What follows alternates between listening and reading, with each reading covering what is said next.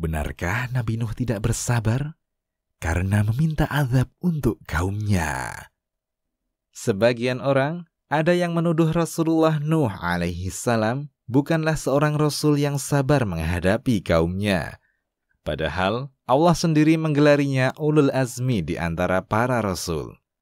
Alasan orang-orang yang menuduh Nabi Nuh tidak sabar karena Nabi Nuh memintakan azab kepada Allah untuk kaumnya.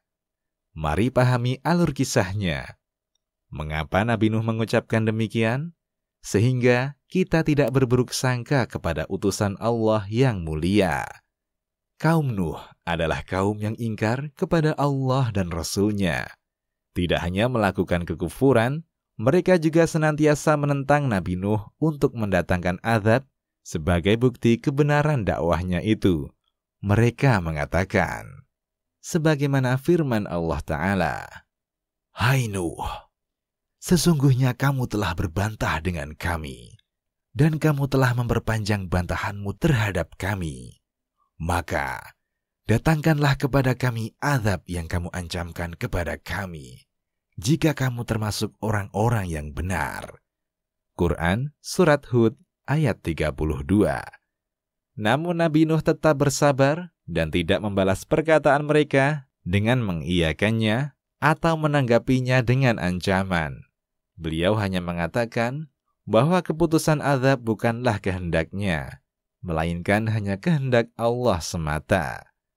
Nuh menjawab, "Hanyalah Allah yang akan mendatangkan azab itu kepadamu jika Dia menghendaki, dan kamu sekali-kali tidak dapat melepaskan diri." Quran Surat Hud ayat 33. Nabi Nuh telah berdakwah selama 950 tahun. Tidak hanya di siang hari, namun juga di malam hari, beliau tidak berhenti menyeru kaumnya. Selama masa yang panjang itu pula, beliau bersabar atas gangguan fisik maupun psikis yang ia terima. Nuh berkata, "Ya Tuhanku, sesungguhnya aku telah menyeru kaumku siang dan malam. Namun seruanku itu hanyalah menambah mereka lari dari kebenaran." Quran Surat Nuh ayat 6 hingga 7. Tidak hanya menolak seruan Nabi Nuh, mereka pun mengejeknya dengan menutupi telinga-telinga mereka. "Dan sesungguhnya, setiap kali aku menyeru mereka kepada iman, agar engkau mengampuni mereka, mereka memasukkan anak jari mereka ke dalam telinganya dan menutupkan bajunya ke mukanya, dan mereka tetap mengingkari dan menyombongkan diri dengan sangat." Quran Surat Nuh ayat 8. Allah Ta'ala pun menanggapi kaum Nuh yang sangat melampaui batas ini dengan berfirman, mengabarkan kepada Rasulullah Nuh alaihi salatu wassalam bahwa tidak ada lagi kaumnya yang akan beriman kepadanya. Allah Ta'ala berfirman, "Dan diwahyukan kepada Nuh bahwasanya sekali-kali tidak akan beriman di antara kaummu, kecuali orang yang telah beriman saja. Karena itu, janganlah kamu bersedih hati tentang apa yang selalu mereka kerjakan." Quran Surat Hud ayat 36. Artinya, tidak akan ada lagi yang akan beriman kepada seruanmu setelah 9 orang yang telah mengikutimu. Mendengar firman Allah ini, Nuh sadar Allah akan segera menurunkan azabnya kepada kaumnya. "Jika demikian Rabbku, maka jangan engkau sisakan seorang pun orang kafir di atas muka bumi ini. Jika engkau membiarkan mereka, pastilah mereka akan menyesatkan hamba-hambamu yang lain, dan mereka pun akan melahirkan keturunan yang senantiasa berbuat dosa dan kekufuran." Quran Surat Nuh ayat 26 hingga 27.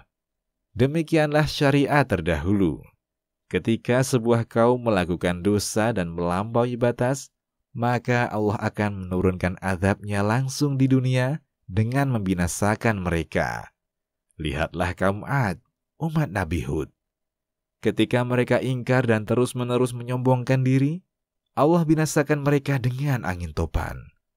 Umat Nabi Lut, Allah buat mereka binasa dengan menghujani batu api dari langit, kemudian membalikkan bumi yang mereka pijak.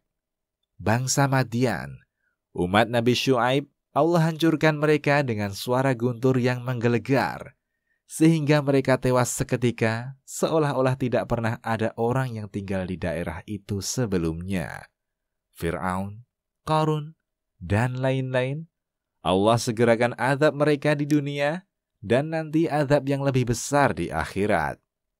Berbeda dengan umat Nabi Muhammad SAW yang Allah utamakan atas umat lainnya, Allah tunda azabnya di akhirat kelak dan memperpanjang masa bagi umat Muhammad agar berpikir dan bertaubat. Semua itu Allah lakukan dengan hikmah dan ilmunya, dan hendaknya kita bersyukur atas hal ini. Dan akhirnya, azab yang mereka nanti-nantikan itu datang. Langit menurunkan air yang sangat deras, dan bumi pun mengeluarkan air yang melimpah. Bumi pun menjadi lautan yang sangat besar, yang ombaknya saja setinggi gunung. Allah Ta'ala berfirman, dan bahtera itu berlayar, membawa mereka dalam gelombang laksana gunung. Quran Surat Hud ayat 42. Demikianlah Allah menetapkan takdir untuk kaum Nabi Nuh. Demikian, Allahu a'lam.